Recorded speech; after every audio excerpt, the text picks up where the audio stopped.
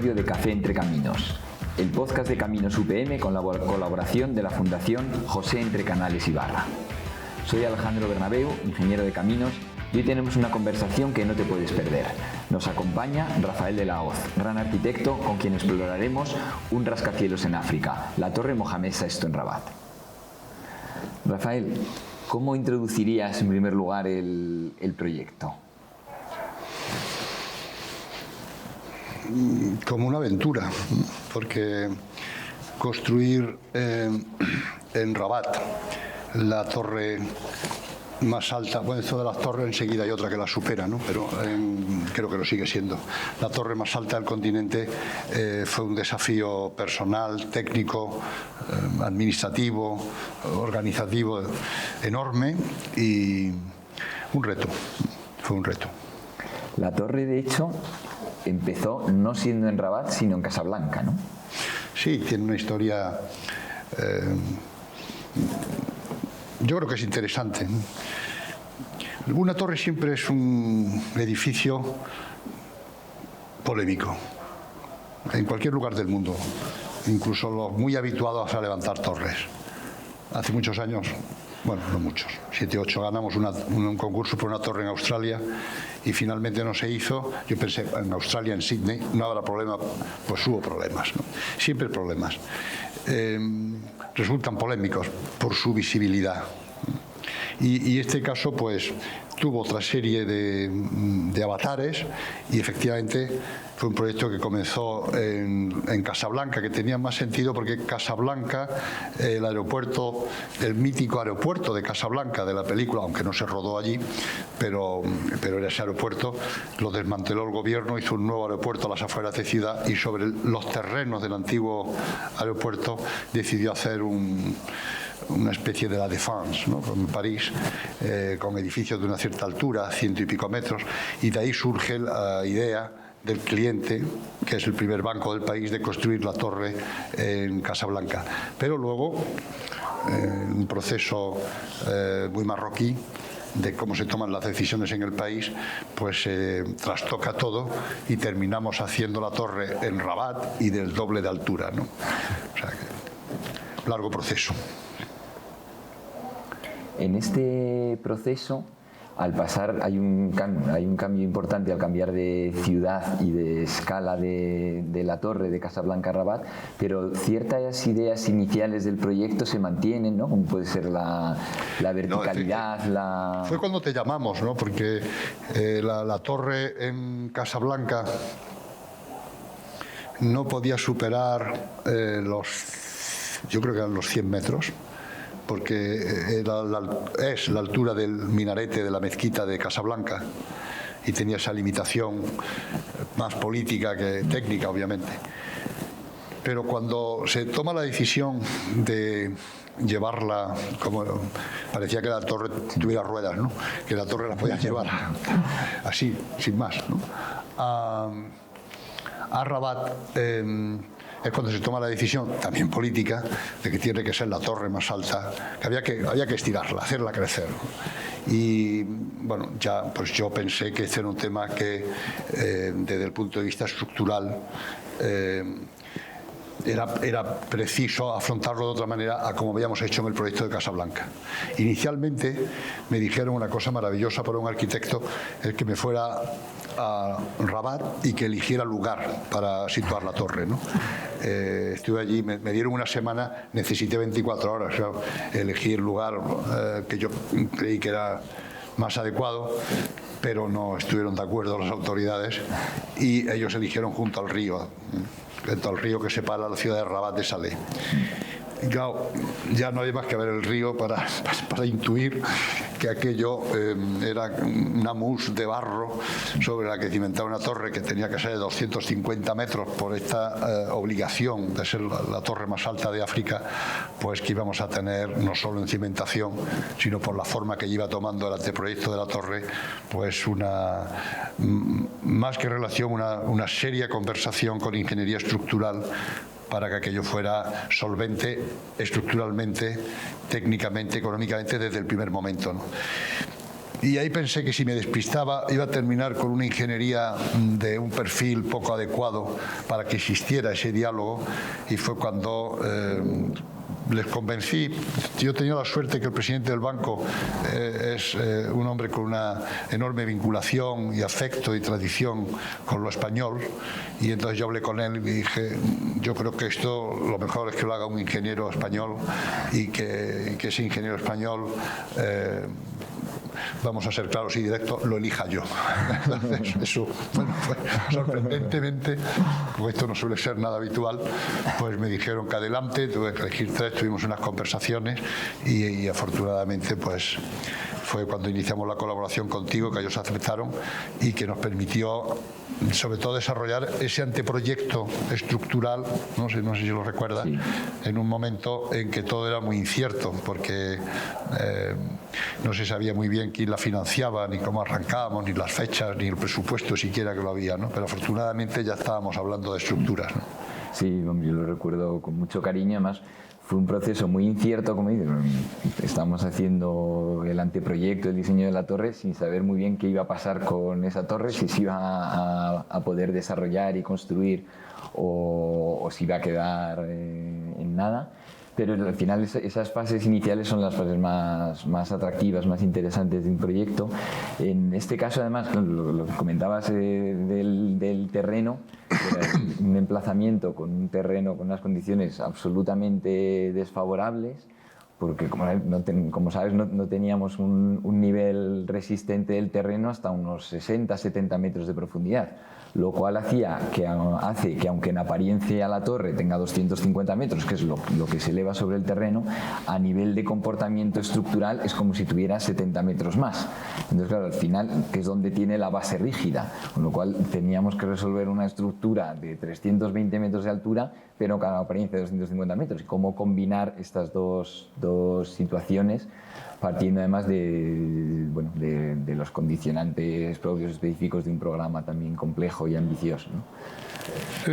Hay una cosa bonita también, o que yo recuerdo también, como decía, en el proceso de estas alturas, que siempre una torre tiene como varios metros de altura, ¿no? Claramente tiene 250 metros, pero luego estamos diciendo que estructuralmente es como si tuviera 320, y luego había una cuestión, recuerdo, de la altura que tenía que tener para que fuera considerado por la reglamentación francesa, que es en la que se apoya la marroquí, como edificio de gran altura en vez de muy gran altura, por una cuestión de evacuación y de incendios, que obligaba a que el último punto habitado estuviera a 200 metros. Y ahí había también una cuestión, ¿no?, de cómo equilibrar todas estas diferentes alturas en el proyecto. Tú ya conoces mi simpática relación con la normativa, sea del origen que sea. En este caso, Marruecos tiene, como sabes, una influencia francesa muy importante, especialmente en el área técnica.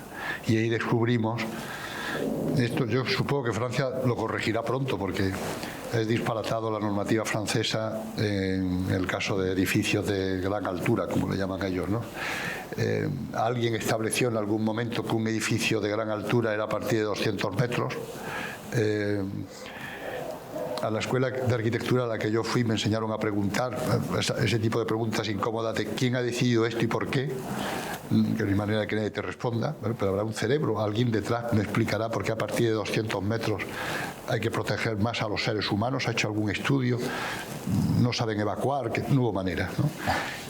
Y es verdad que eso condicionó mucho. Y luego no te olvides que condicionó mucho también esta decisión, que era de que la torre iba a tener una parte ciega en fachada. Lo que llevaba inevitablemente, si no recuerdo mal, ¿no?, a que la torre no solo se comportaba, como tú dices, hasta llegar a capa resistente, pues no duplicaba, pero desde luego extendía muchísimo la longitud de fuste de toda la torre.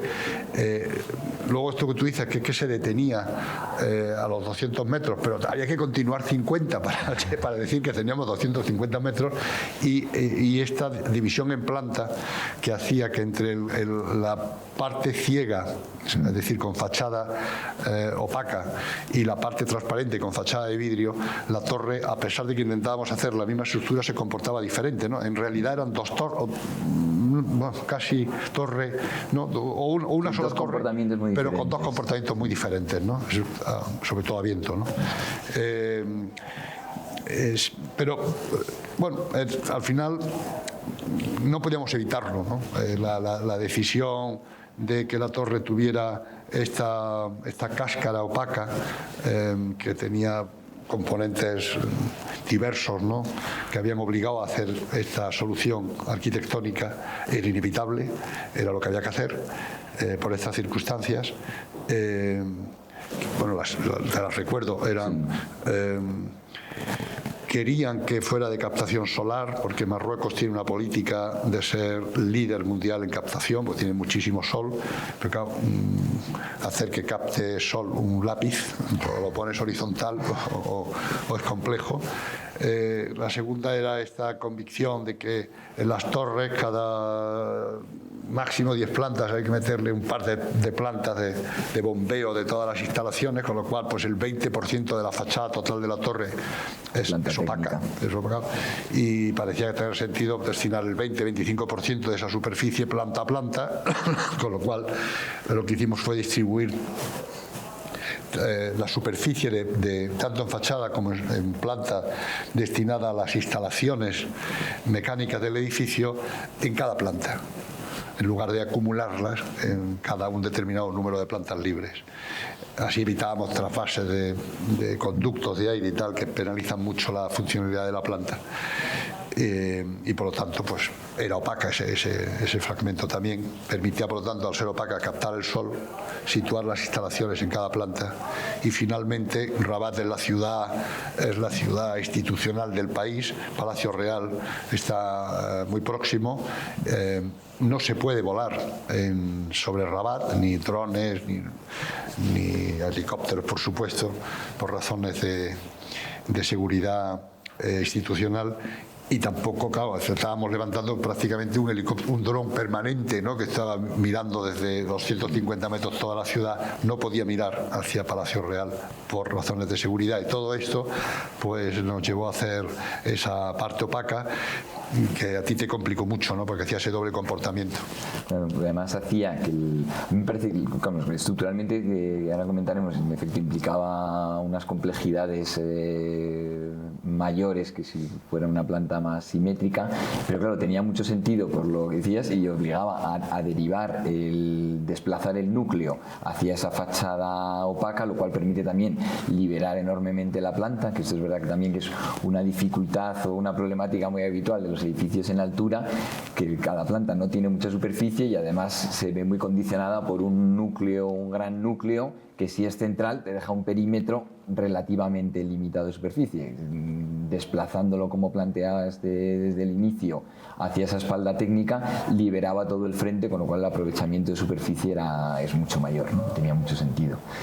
Estructuralmente es verdad que le complejiza, porque bueno, hemos comentado, la estructura de la torre es un sistema clásico de edificios en altura, de tubo dentro de tubo, o sea que tienes dos tubos estructurales, el núcleo interior y el tubo exterior, que es la fachada, que es la envolvente, que es una envolvente estructural, que trabajan conjuntamente.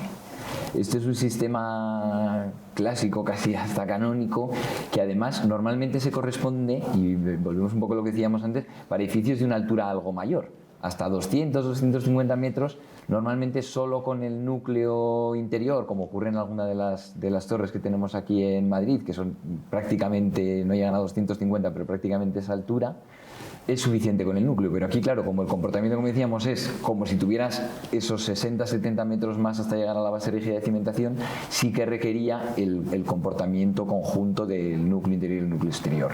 Y tienen, como digo, un comportamiento muy diferente, tienen que combinarse y además están muy próximos en esa espalda técnica. Entonces hay toda una problemática de compatibilidad de ese doble comportamiento y de vinculación entre ambos, ¿no? Cuando dices doble comportamiento, ¿te refieres el núcleo interior, que es como, ¿sabes?, el núcleo de hormigón armado, sí, y actúa como un núcleo rígido. Bueno, y el exterior. Y el exterior, el tubo estructural metálico, que también es un tubo rígido, pero como si fuera, bueno, ahora comentaremos de la configuración de la fachada, de la envolvente, como un tubo rígido, como una celosía tipo Vierendel.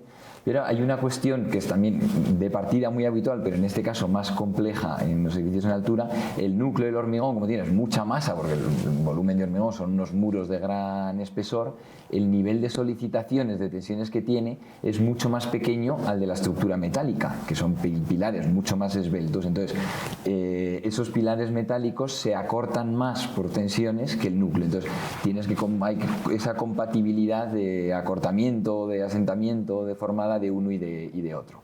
Si el núcleo es central y está alejado, pues tienes como distancia, una separación mayor para resolver ese acortamiento, esa diferencia. Si están muy próximos, como en nuestro caso, entre la espalda y esto, tiene esa problemática. Y luego, al ser el elemento, en un sentido, es simétrica la torre, porque está centrada en el eje, pero en el otro es muy asimétrica, con lo cual tanto para las acciones horizontales de viento como de sismo, que Marruecos está en zona con cierta sismicidad, eso te genera esa excentricidad de la rigidez del núcleo con respecto a la aplicación de las cargas horizontales de viento de sismo, te genera una torsión en el núcleo, con lo cual aumenta ese efecto, y un efecto también como de efecto banana, que como los pilares metálicos que están alejados del núcleo se acortan más, la torre por su propio peso tiende como a inclinarse de manera similar a una fuerza horizontal. Pero bueno, estas cosas son también las que hacen atractivo un proyecto de estas características, ¿no? No tanto la problemática técnica por sí, sino el cómo resolverla y cómo resolverla en ese diálogo arquitectura-ingeniería, ¿no? Que yo creo que es lo que ambos disfrutamos en esas primeras fases de desarrollo del proyecto. Sí, por eso sorprende el sistema francés, ¿no? Que siendo la nación de la razón, ¿no? Que es Francia, existe esta normativa tan arcaica, ¿no? A la hora de prácticamente que define una torre, ¿no? Y todo lo que se salga de ese modelo de torre en cuanto a funcionalidad, pues lo penaliza enormemente. Yo recuerdo que nos dificultó muchísimo las cosas, especialmente en la relación con el zócalo. Pero hay dos tipos de torres, para mí, que son las torres con zócalo y las torres sin zócalo. El principal problema, esto se ha repetido mucho a los ojos de un arquitecto de una torre que tiene muchos problemas, es la llegada al suelo. Pues se ha repetido infinidad de veces, ¿no? Es como los estribos en el puente, ¿no? ¿Cómo llegas? El movimiento moderno lo evitó en muchos casos. Es paradigmático la torre, yo creo que era de CBS o de IBM, de Eero Saarinen en Nueva York, que la lleva, pues, en la sección, llega al suelo y no pasa nada, llega al suelo como podían haber llegado al suelo, ¿no? Es decir, no hay expresión ninguna de qué sucede y realmente es algo relevante. Ese tipo de torres sin zócalo, desde luego, los ejemplos son dignos de estudio en la relación entre ingeniería y arquitectura, de cómo llegar al suelo, con pocos ejemplos, ¿no? Con pocos ejemplos presentables. Y sin embargo, las que tienen zócalo, que son aquellas torres en las que el programa funcional es extenso y no puede estar en el cuerpo de la torre, porque tiene abajo, pues, hasta casinos, ¿no? Que hay norteamericanos. En Norteamérica lo resuelven muy a la americana, muy pragmático, un cajón y encima del cajón la torre y para arriba, ¿no? Pero bueno, es un poco delicado, ¿no? Y también es otro tipo de dificultad, porque si no parece literalmente un alfiler pinchando un trozo de madera, ¿no? En el suelo, ¿no? No tiene... y aquí sí tuvimos la suerte que teníamos un poco de extensión de terreno para hacerlo de poca altura, hicimos esta loma que descendía hacia su perímetro y la torre penetra en ese zócalo a través de una gran abertura. Pero claro, la normativa francesa esto lo penaliza muchísimo porque es una normativa obsesionada a los efectos de fuego de cómo evacuar la torre, en la que no considera que los ascensores van a funcionar, que todo se tiene que hacer a través de escaleras. Yo creo que es que las torres, fíjate Alejandro, lo estoy pensando ahora, habría que aplicar la normativa de aviación. Es decir, no, porque al final la torre es casi como un avión puesto en vertical, pero que no está rodeado de queroseno, ¿no? Y si se puede evacuar, es evidente que hay que pensar en otro modo de evacuación. Y si usted cree que no se puede evacuar, suponer que una torre se puede evacuar arquitectónicamente a través de unas escaleras es de una gran ingenuidad, ¿no? Es de una gran ingenuidad. Entonces surge todo esto. Bueno, pues haremos refugios y los refugiamos ahí esperando que se asfixien. Es decir, o confías en la tecnología, o mejor dicho, en la técnica, o realmente lo mejor entonces no permitirlas. Pero este intento de las normativas de vergonzosamente admitir la torre, pero no asumir los condicionantes como los de aviación, ¿no? Si aplicáramos la normativa de construcción de torre a un avión, no levantarían un palmo del suelo, no se levantarían, ¿no? Hay que asumir la propia naturaleza del objeto en ingeniería que estás haciendo, sea un avión o sea una torre, y si no lo asumes no va a volar. El avión no va a volar. Y si no lo asumes en la torre tampoco va a volar. Son torres muy penalizadas. Esta lo está, desde luego, por esta vergonzante actitud de las normativas es un edificio convencional y lo podemos tratar como tal y evacuar a través de las escaleras.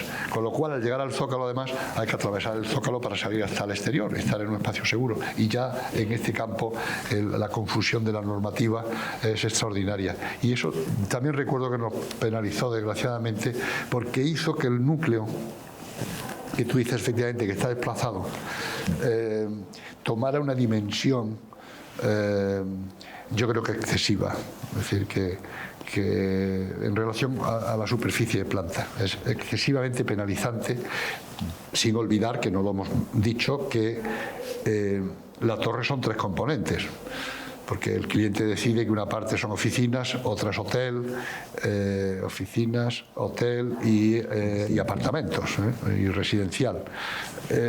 Claro, prácticamente son 3 torres una encima de otra con 3 núcleos para cada función que tienen que moverse independientemente, ¿no? Más un sistema de escaleras enorme. Penaliza mucho las torres, desgraciadamente, creo.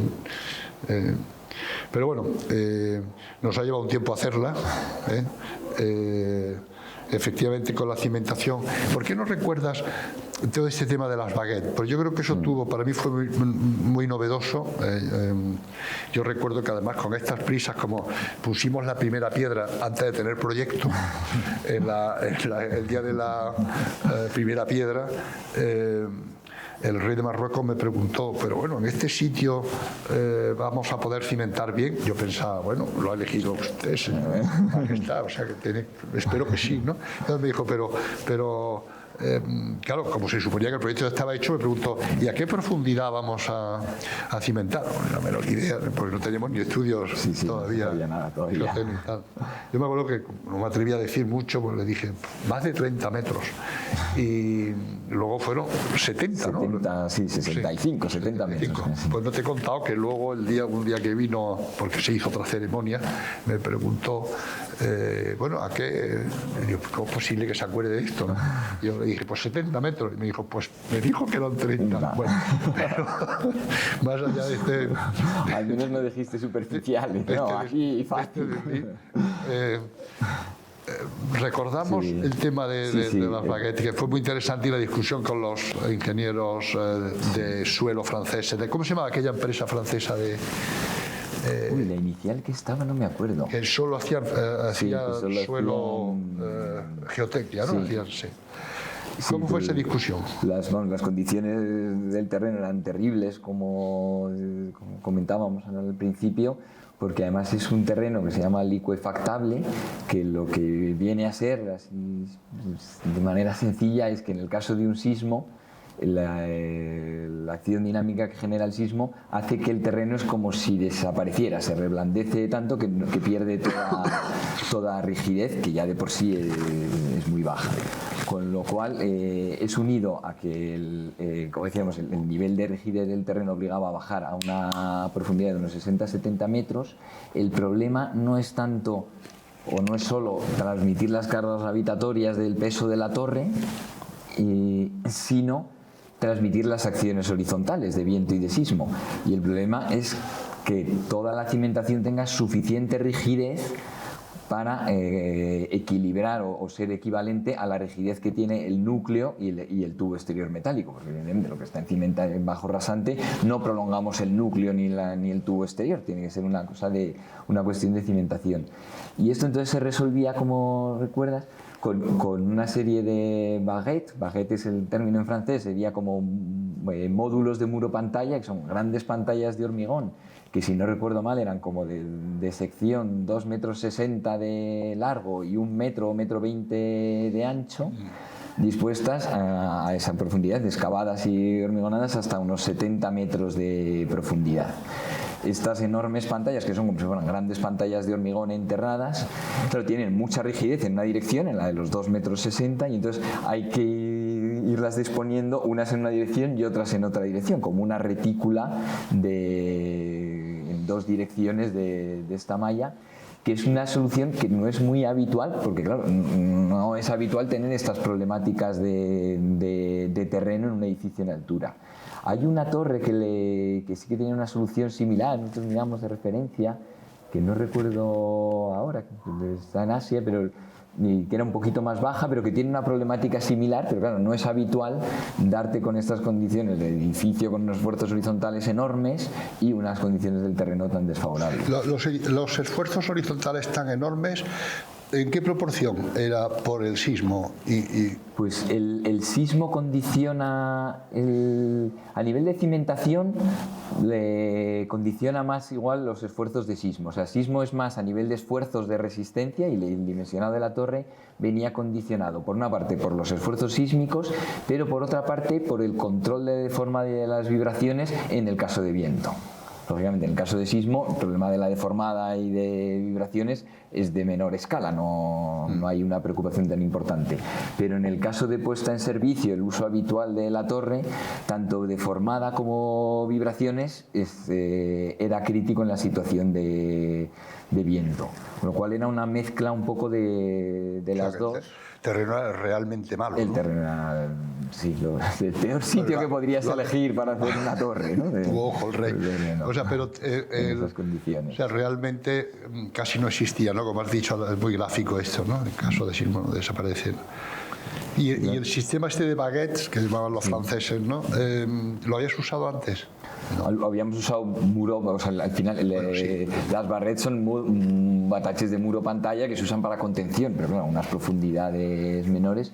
Pero bueno, yo es que no sabía que había una técnica de excavación, porque es una técnica de pilote, ¿no? De excavación, porque era...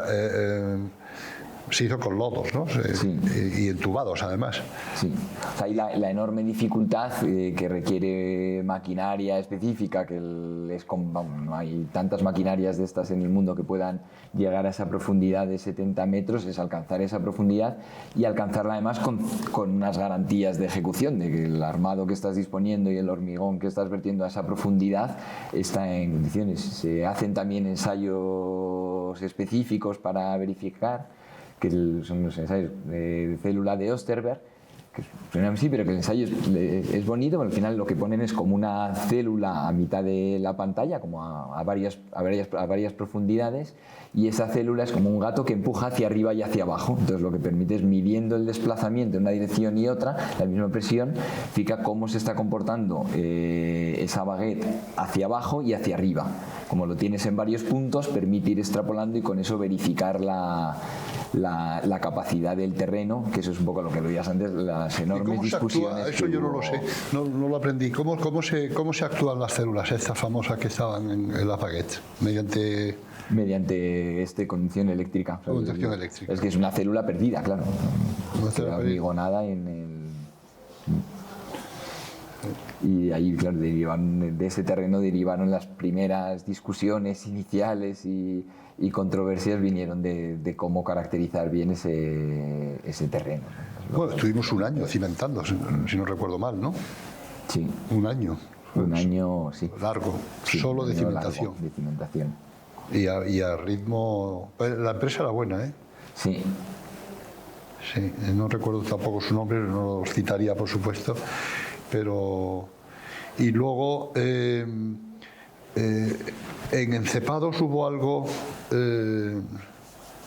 Bueno, también tuvimos la sensatez, ¿no?, trabajando juntos, de limitar el aparcamiento al solo nivel, ¿no?, que esto permitió, y prácticamente sobre rasante, ¿no?, porque con lo que acabábamos de terreno de vertidos. Y la decisión que venía motivada por una cuestión arquitectónica, que decías, de que el zócalo tuviera solo un sótano y fuera bajo en altura, que al principio nosotros pensábamos que podía ser contraproducente con el terreno tan malo que teníamos, porque si tienes un terreno malo, dices, pues mejor concentrarlo en un punto, porque ya tengo que hacer una cimentación profunda, pues ya que la hago, pues que lleve toda la carga, no tenerla mucho en superficie, pero al conseguir acotarlo tanto se pudo resolver con una cimentación también un poco singular, como de pilotes flotantes que no llegan al estrato resistente, se quedan a una profundidad menor, pero como tienen un nivel de carga no tan elevado, sí que se consigue movilizar por rozamiento, que ese terreno sí que tenga capacidad de soportarlo. Igual con un nivel o dos niveles más de zócalo no se hubiera conseguido. ¿Eso se hicieron todos sin llegar a considerar carga en punta? No. Sí. Solo rozamiento. Solo rozamiento. Con lo cual permite la enorme extensión del zócalo resolverlo con un sistema de cimentación menos costoso, no tener que llegar a ese nivel de profundidad.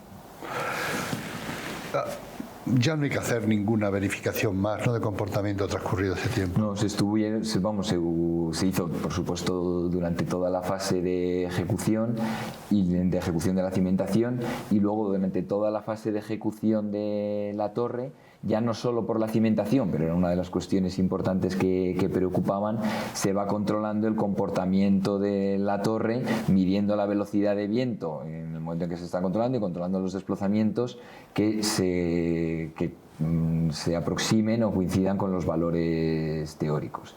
Que la dificultad es ponderar los distintos factores, porque claro, hay muchos factores que influyen. En este caso, uno clave era la base de cimentación, cómo de rígida era, que depende de las características del terreno, y siempre un terreno es difícil de caracterizar a ese nivel, pero depende también del módulo de elasticidad del hormigón, que al final se tienen unos valores teóricos, y aunque en obras de esta envergadura se hacen ensayos de control del módulo de elasticidad de hormigón, que son ensayos que con construcciones en las que es menos relevante no se suelen hacer, se controla evidentemente la resistencia, pero no el módulo de elasticidad. Pero claro, aquí el que el módulo de elasticidad sea mayor o menor influye directamente en la rigidez. Entonces, claro, requiere el tenerlo controlado para poder ir verificando esa rigidez y poder contrastar con el control de deformaciones que se va haciendo. Y normalmente estos controles, o sea, lo habitual es que salgan parecidos, un caso algo más favorables, porque siempre hay las normativas exigen unas ciertas consideraciones de factores de seguridad, pero claro, hay que verificarlo ya no solo para estar dentro de un rango de seguridad, sino para entender bien cuál es el comportamiento y poder tomar, si no, medidas correctoras. Medidas correctoras. No. Recuerdo ahora aquellas fases de hormigonado que duraban más de 24 horas. Eso se debió, no recuerdo bien si eran por los encepados o por la losa que ya hicimos. Yo creo que fundamentalmente el gran encepado, la gran losa del núcleo, que si no recuerdo mal eran 2,5 metros o 3 metros de canto, porque claro, tiene que tener una enorme rigidez para distribuir todos los esfuerzos a todo el conjunto de Barret, que eran 100 y pico, 104, 109 módulos de muro pantalla, módulos de Barret distribuidos, claro, ocupan una superficie que es mayor al núcleo y al perímetro, con lo cual tienes que poder distribuir y tratar de que esa distribución sea lo más regular posible. Entonces, claro, requiere con la dificultad añadida, ¿no? Voy recordando. Claro, hay que aclarar aquí a los que nos escuchen que han pasado unos años, aunque la torre no está terminada, porque el ritmo de construcción ha sido a partir de la estructura más lento de lo esperado, ¿no? Y falla la memoria. Pero teníamos además que ejecutar también, no solamente era con esta altura que tenía la losa enorme, de tener que hormigonar en continuo, sino que había que hacerlo también por bataches, ¿no? Porque teníamos el problema de contención. Teníamos el problema de contención y el problema del nivel freático. Y el problema del freático. Teníamos el nivel freático. No llegaba a afectar al zócalo porque era solo un sótano, pero la torre, claro, aparte de tener el sótano, tenía todo el espesor del entepado. Estábamos en el río, claro. Estábamos al lado del río. Sí. Entonces obligaba a hacer como unas tablestacas para hacer recintos estancos durante la fase de ejecución. Y bombeando. Y bombeando agua para controlar el nivel freático, hormigonar ese tramo de encepado con toda su altura y pasar a la siguiente fase. No, la fase más compleja de ejecución, todo es complejo en la ejecución de la torre, pero quizás es la cimentación, porque yo creo que al final torres se han construido un montón en todo el mundo, pero estas condiciones geotécnicas eran probablemente más desfavorables o mucho más desfavorables en un terreno en un edificio de estas características que lo habitual, ¿no? Entonces, en eso sí que había una complejidad igual menos luego habitual. Tuvimos esta fase también de la que aprendimos mucho a partir de ahí. Yo recuerdo, yo pensaba, bueno, todo en una torre es tan inestable que aquí ya por si no teníamos suficiente, recordarás que decidió intervenir también la UNESCO, porque Rabat es patrimonio de la humanidad, y apareció preguntando qué demonios estábamos haciendo, ¿no? Y tenemos que explicarlo. Yo siempre pensaba, bueno, la cimentación, igual hacemos esta cimentación y ahí se queda, porque esto no, digamos, hemos hecho ahí un esfuerzo titánico, pero siempre pensaba, bueno, cuando esto empieza a levantarse ya será más difícil que la torre no se llegue a ejecutar, pero luego me sorprendió, tengo un recuerdo también de la estructura metálica, de la enorme preocupación, porque así como la empresa que se encontró para cimentación fue una empresa y la capacidad del país fue muy notable, es decir, no hubo ningún fallo a la hora de tener bombas, tener encofrados, tener suministro continuo, en eso el país demostró un gran nivel. Pero en soldar ya con la empresa que a continuación llegó, que era la empresa belga, y que tenía que hacer una subcontrata, y tuvimos muchas dudas sobre los soldadores, y finalmente a mí me sorprendió mucho estos soldadores que creo que vinieron de India, me parece que era una empresa. Sí, el taller metálico era India. Y que demostraron un gran nivel, ¿no? Enormemente, sí, porque tenían mucha capacidad y mucha experiencia en este tipo de estructuras, y en particular, claro, estos son perfiles de un espesor enorme, porque en los niveles inferiores los pilares tenían 80 milímetros, 8 centímetros de espesor las chapas, y claro, la continuidad requiere en esos casos ser mediante soldadura, porque en las acciones laterales tan importantes que tiene, esos pilares en algunas hipótesis están traccionados, con lo cual no puede ser solo una unión atornillada, un apoyo. Claro, son unos niveles de soldadura muy, muy importantes. El tiempo que les llevaba además superó la previsión que ellos tenían inicialmente, con lo cual también todo un análisis que había hecho de las fases intermedias de la torre, en la que tienes el núcleo que se iba haciendo con encofrados trepantes y que alcanza, por ejemplo, el nivel séptimo, y mientras tanto la estructura metálica está al nivel primero, y cómo se va produciendo ese juego de alturas entre uno y otro, se tuvo que revisar, porque el núcleo sí que podía ir a su ritmo, pero en las primeras fases iniciales no, y además tuvieron algunos problemas que se les movía la estructura metálica con tanto proceso de soldadura, pero luego reaccionaron fantásticamente bien, entendieron la problemática y tuvieron una reacción muy rápida de poder volver a retomar el proceso, controlarlo y poco a poco ir alcanzando al núcleo de hormigón, ¿no? Pero es verdad que era una fase de obra muy bien, se iba viendo que además un poco lo que decíamos al principio, ¿no? Como eran dos estructuras, lo que decías, casi dos torres de naturaleza muy distinta, pero llamadas a trabajar juntas. El hormigón podía correr mucho más metálica, sobre sorprendentemente, ¿no? Porque parece un material más arcaico, incluso en su puesta en obra, y sin embargo podíamos y subimos porque había mucha urgencia, no recuerdo bien por qué, en que el núcleo de hormigón fuera subiendo por ritmo a través de los encofrados, los alquileres, no lo sé, y claro, pero no se podía ir demasiado alto, claro. Por los desequilibrios que producía. Ahora me sorprendió mucho fue también pues que guardaré siempre en la memoria aquellos indios soldadores espectaculares colgados de lugares inverosímiles que vivían en la obra porque vinieron y se habilitaron para que estuvieran permanentemente en la obra. Su capacidad de soldar, que aquí en España no lo había visto, porque es que empezaban en secciones de espesor y empezaban línea a línea de soldadura sin levantarse, es decir, gente muy estoica, pasaban horas delante de una soldadura, el mismo soldador. Tremendo. Bueno, de eso no ha presentado ningún problema, ¿no? Se hizo un control. Se hace, por supuesto, un enorme control de soldaduras, tanto por el propio taller y la propia constructora, como un control externo. Y si no, todo esto no. Pero está bien, la próxima, ya no sé si me va a dar tiempo, pero la próxima torre que haga, desde luego los soldadores, me vuelvo a llamar a estos indios con este método que viven en la obra, que es fantástica, ¿no? De cómo se resuelve, en la garantía de que no te lo están cambiando, es decir, que los mismos soldadores que están aprendiendo el problema específico, ¿no?, que tiene ese perfil en esa obra, tienen la continuidad de hacerlo hasta el remate, ¿no? Luego te quería preguntar, claro, al final ha sido un proceso muy largo desde el inicio en Casablanca hasta que todavía dura ahora con la ejecución.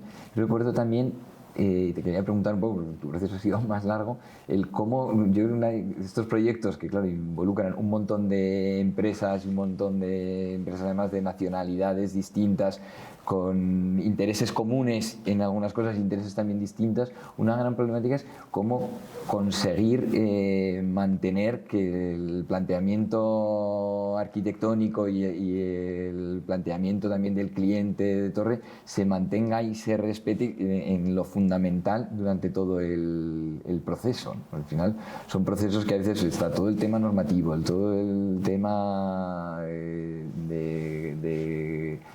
de administración, o sea, de permisos, administraciones, todo el tema de construcción, etcétera.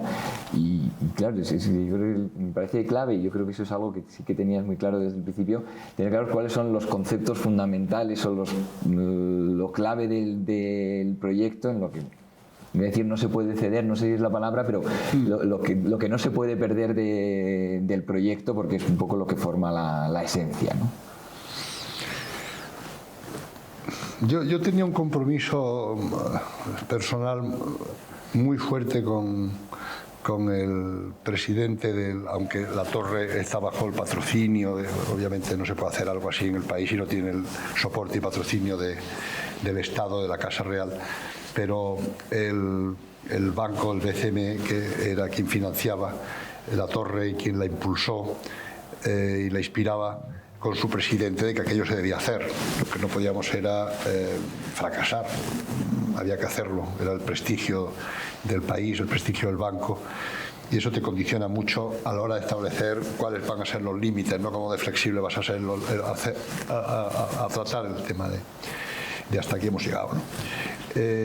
Y es verdad que estuvo muy condicionado por el contrato de obra que finalmente se hizo con la constructora belga, que es un contrato de proyecto y obra, ¿no? El desarrollo del proyecto junto con la obra. Esto es extremadamente exigente para el arquitecto porque realmente no sabes lo que estás haciendo, o sea que vas un poco casi por detrás de los acontecimientos, ¿no? Y desde luego para mí una premisa fue: esto se tiene que construir. se tiene que construir, porque aunque no salga exactamente como hay que dejar la vanidad y los intereses personales a un lado, porque aquí hay un interés del Estado, un interés del país, de que la torre no puede fracasar, porque sería un fracaso demasiado visible, ¿no?, en el caso de la torre.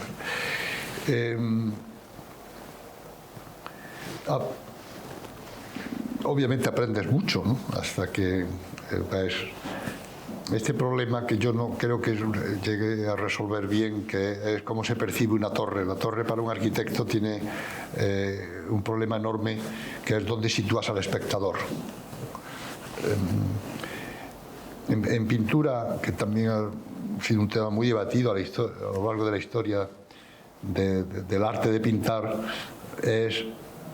¿se debe situar el espectador en la misma posición que tenía el pintor cuando pintaba o no? Esto es el que, como todo el mundo sabe, las meninas lo pone boca abajo, ¿no? Pues dice, no es que te tengas que poner en el lugar donde estaba el pintor para ver el cuadro con los ojos que lo estaba viendo el pintor, sino que es que ahora el espectador es el pintor. Una cosa absolutamente genial, ¿no? Pero en arquitectura esto es un poco más complejo, porque tú puedes elegir, claro, no te sitúas a la distancia donde tú dibujas el plano, sino que tú tienes que elegir el sitio desde donde se va a ver el edificio. Hay edificios que todo está resuelto. En una estrecha calle del centro de una ciudad, pues es evidente que tienes unas distancias en escorzo y de frente donde el edificio va a ser percibido, donde se puede entender. Y si es una torre muy urbana también. Pero claro, en este caso era una torre, que no lo hemos dicho, que estaba en el borde del río, pero en el campo. Era una torre emblema, era una torre icono.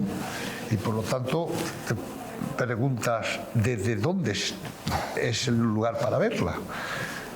Si tú te acercas mucho a un cuadro, no ves nada, ves manchas de color, y si te distancias excesivamente respecto a la posición que el pintor utilizó, pues no lo ves, estás demasiado lejos, ¿no? Pero en una torre sí es factible, te puedes acercar muchísimo, que es el momento de que ingresas en la torre y levantas la vista para ver hasta dónde llega, que es un reflejo muy natural a una distancia de kilómetros, ¿no?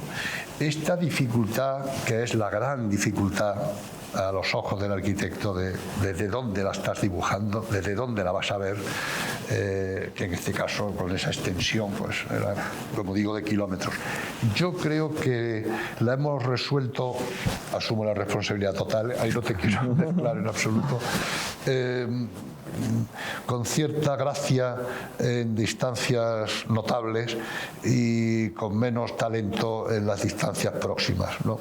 Pero ser capaz de hacer que algo funcione la corta y larga distancia, desde luego muy exigente para el talento de un arquitecto, y en este caso no sé si volveré a hacer otra, pero he aprendido algo y tengo que ensayar de ver cómo resolver este tema. Ese para mí ha sido el más exigente.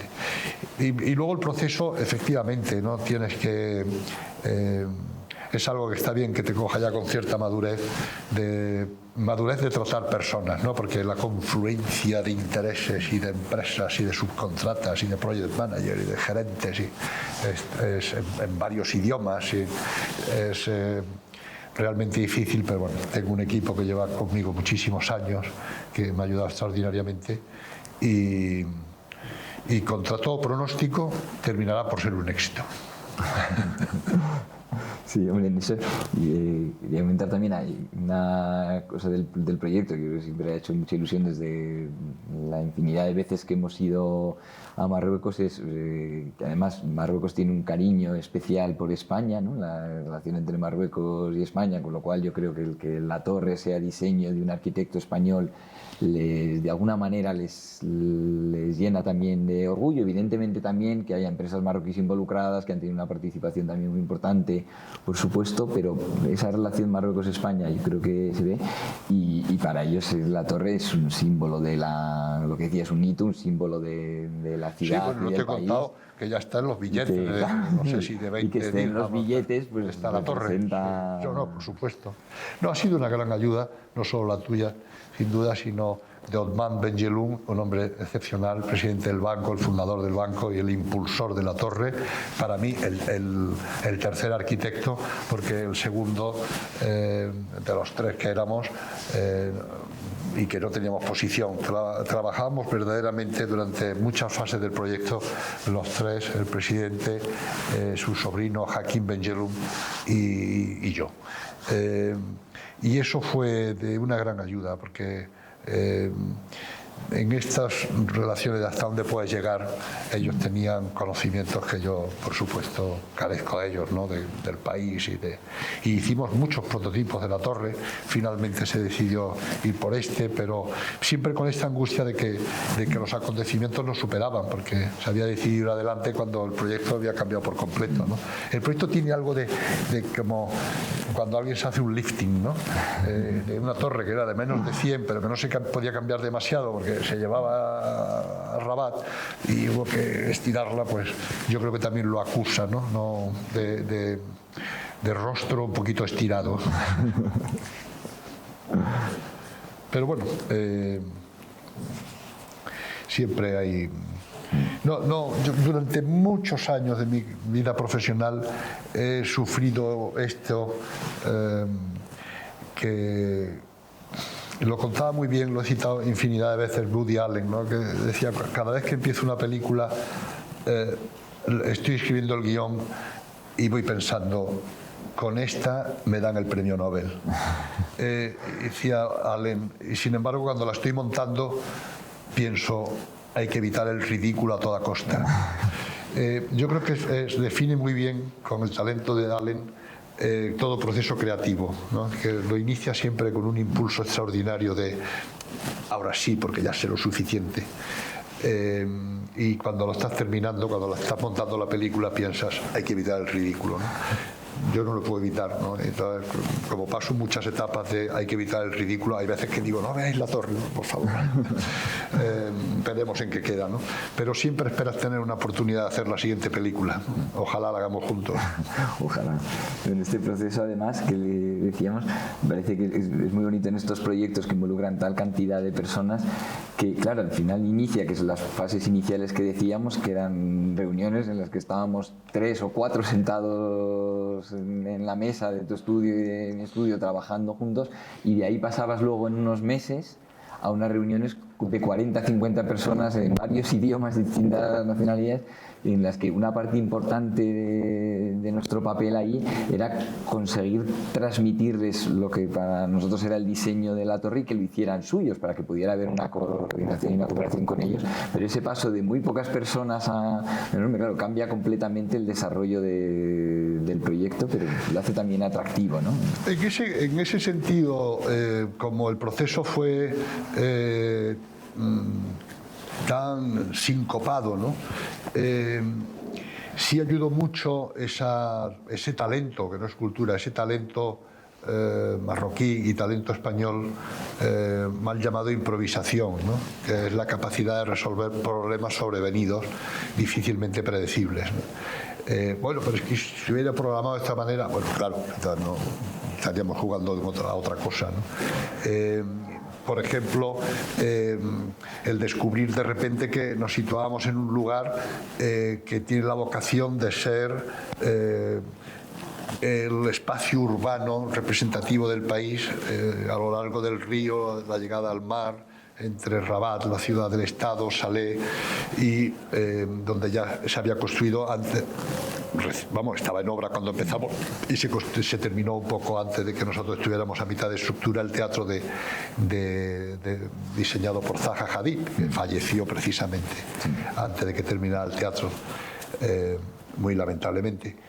Y claro, estaba realizado en GRC, está realizado en hormigón con fibra de vidrio blanco, y la torre nuestra inicialmente era en vidrio y aluminio anodizado, porque a mí me preocupaba mucho la proximidad al mar y me sigue preocupando.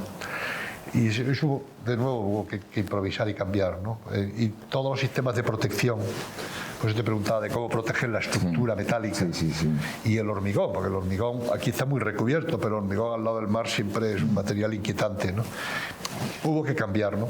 Y de nuevo, pues empezar a pensar y aprender sobre tratamientos y su coste de tratamientos marinos y lo que sucede con las pinturas sobre aluminio y los anodizados y lo más conveniente y el cromatismo, ¿no? Finalmente terminamos en un aluminio lacado, pintado en seco o en polvo seco de gran espesor y en color blanco, muy cercano en tonalidad al color que tenía el GRC, aunque intentamos en algún momento, lo recordarás, que tuvimos que revisar los pesos porque estábamos pensando en hacerlo también en GRC.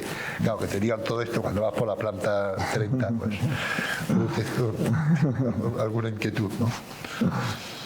Pero, en fin, bueno, se terminó y tienes que venir. Yo precisamente estuve ayer, que hacía algún tiempo que no iba por allá, y bueno, están ya casi todas las habitaciones, obviamente de oficinas no hay nada alquilado, apartamentos se está haciendo, el observatorio arriba ya está terminado, luego ha quedado un poco... creo que se puede mejorar, y así lo dije, y creo que van a hacer algo, y le queda todavía, donde están menos avanzados en el Zócalo, pero ya tienen bastante jardinería. Lo que siento es que les propuse que conectaran todo el espacio, que despejaran de edificios, que no construyeran cerca de la torre, porque no es una torre urbana, es una torre suburbana, es una paradoja, pero en fin, hemos creado un tipo, casi, ¿no?, que es la torre suburbana, y que hicieran un ingreso, una llegada. Es una torre con una cierta capacidad de absorber una ceremonia de aproximación, ¿no?, en vehículo, y que eso requerirá, pero de momento no lo están haciendo. No sé qué problemas hay y si conviene. Vamos a ver cómo se resuelve esa llegada y yo espero que por fin la podamos inaugurar este año. 25. Un proceso largo, pero bueno, llegará el día. Sí, porque la primera piedra fue en el final del 18, ¿no? O sea, llevamos 7 años de viajes. Sí. Ha cambiado el país mucho, en estos 7 años, el país joven, con mucha energía, y efectivamente no sé por qué no España, que tiene un prestigio, un reconocimiento y unas relaciones tan históricas con el país, tiene tan poca presencia empresarial en construcción, y que son los belgas y franceses los que, en fin, no es un mercado como Asia, ni muchísimo menos, ¿no?, pero es un mercado interesante y hay muy poca, y sin embargo hemos sido varios. Yo he intentado llevar casi todas las empresas españolas que hemos podido por la garantía que me producía saber de su calidad, ¿no? Pero aunque el país ha resuelto, y sobre todo en artesanía, ya la verás cuando vayas, han hecho cosas en artesanía absolutamente estratosféricas, aquí son impensables. Muy bien, pues si te parece, Rafael, antes de despedirnos voy a hacer 3 preguntas que nos trae la Fundación José Entrecanales Ibarra. En primer lugar, son preguntas más personales. Vaya, a ver. ¿Qué o quién te inspira en tu día a día? ¿Quién? ¿Qué o quién te inspira en tu día a día? Bueno, en realidad el trabajo. Yo fui educado en una cercana escuela técnica superior, que es la de arquitectura, y en mi casa en la ética del trabajo. Ponte a trabajar, ¿no? Y ya vendrá la inspiración, que esto ha sido muy repetido, ¿no? Que la inspiración te coja cuando estás trabajando. Yo creo que tengo algo de eso. Y luego estar extraordinariamente abierto, he hecho un esfuerzo ahí porque no lo era cuando era más joven. Cuando eres más joven suele ser más radical y quieres fijarte solo en esto o en aquellos autores. Pero con los años, la experiencia, la trayectoria, yo creo que todo el mundo aprende que de casi todo se puede encontrar una fuente de inspiración y que por lo tanto lo que hay que estar, inspiración para hacer arquitectura o cualquier otra cosa, y que lo que hay que estar muy abierto a todo, que te interese todo, en la medida de lo posible. Y para un arquitecto el arte es extraordinariamente fructífero, ¿no? Como fuente de información y de inspiración de qué están haciendo artistas que tienen menos restricciones económicas, formales, como tenemos los más técnicos, y ver que lo que están haciendo es muy divertido. Y ver también cómo se inspiran ellos, ¿no? A veces, no solamente mirando a otro artista, sino mirando un objeto surge la inspiración. Pero creo que el resumen es trabajar, empezar a dibujar, no pensar lo que vas a escribir, sino empezar a escribir. ¿Quién ha sido para ti un referente en tu carrera profesional? Pues te diría mis profesores y catedráticos en la escuela de los años 70 en la que yo estuve. En primer lugar les cito porque no fui consciente en ese momento de su influencia, que ahora se evidencia en muchísimos momentos de mi vida, del privilegio que fue tenerles tan accesibles. Pero en fin, cuando tienes 25 años piensas que están ahí, que en realidad lo que quieres es que te aprueben, ¿no? Pero ahora, pasados los años, hay tantas cosas que no es que me diga qué habría hecho, no, sino surge de una manera natural. Luego otros grandes maestros que podría citar de la arquitectura, pero en realidad no hay uno que diga todo lo que ha hecho me gusta, ¿no?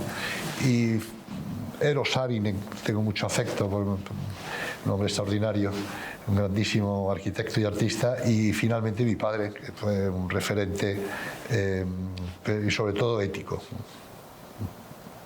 Estuviste muchos años trabajando con él, ¿no? No tanto porque él, que tenía una cabeza prodigiosa, ya me dijo no aprenderás lo que es un cliente hasta que pierdas el primero. Y a perder un cliente no te enseña nadie. Te equivocarás, lo perderás y sí lo aprenderás para siempre, ¿no? Y él era muy partidario del aprendizaje autodidacta, del aprendizaje, no de la tutela continua, ¿no?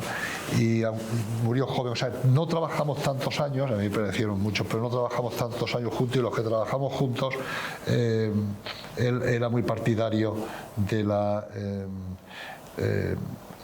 es que enseñanza en español tiene esta doble connotación, ¿no? Que es educar, instruir y mostrar. Y arquitectura se enseña enseñando. Y bueno, ingeniería también. Y era más instructivo verle los proyectos que él hacía, que yo había intentado previamente, y esto era una gran ayuda, ¿no? Que es como más se aprende. Tú lo intentas, fracasas, luego llega alguien y dice, caramba. No, y eso sí fue un referente extraordinario. Pero proyectos juntos, digamos a dos manos, esos hicimos muy pocos. Y ya para terminar, ¿qué le dirías a un joven ingeniero que está a punto de comenzar su carrera? Caramba, qué responsabilidad.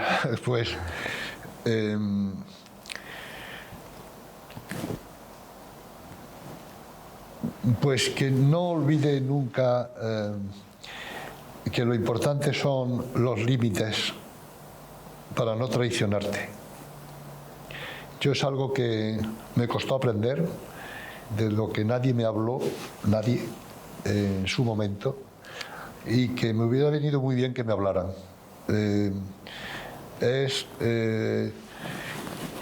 Tú no vas a poder imponer todo, porque en ingeniería es una profesión de colaboración. En realidad otros ejecutan lo que tú piensas, ¿no? Esto es poco inusual en otras disciplinas donde pues el pintor lo ejecuta directamente. Aquí no, aquí tienes que colaborar, ¿no? La convicción de que todo girará en torno tuyo para ejecutar las cosas como tú quieres, pues descubres que eso no es factible, es un tema de colaboración. Y al colaborar, tú me preguntabas hace un momento, ¿cuáles fueron tus límites, no? Bueno, pues eso exactamente lo que le diría a ese joven. tú sabrás cuáles son tus límites, ya los irás descubriendo, paciencia, no los vas a saber con 25 años. Lo importante no es tener esas convicciones, yo jamás dejaré, o yo permitiré, o yo haré, o para mí esto, todavía eres demasiado joven para saber eso, ya lo sabrás. La clave es no traicionarlos, no traicionarlos, esa es la clave, porque cuando los traicionas, no solo es irrecuperable, sino que cargas con ello el resto de tu vida, ¿no? Saldrá mejor o peor, pero tú dices, eso salió mal porque yo traicioné mi convicción, me traicioné a mí mismo. O sea, no te traiciones a ti mismo. Eso sería lo que yo aprendí, creo que un poco tarde. Muchísimas gracias, Rafael. Un placer. Gracias por acompañarnos. Espero que les sirva de algo, ¿eh? Seguro que sí. Gracias por acompañarnos en este episodio de Café entre Caminos. Nos escuchamos en el próximo. Hasta pronto.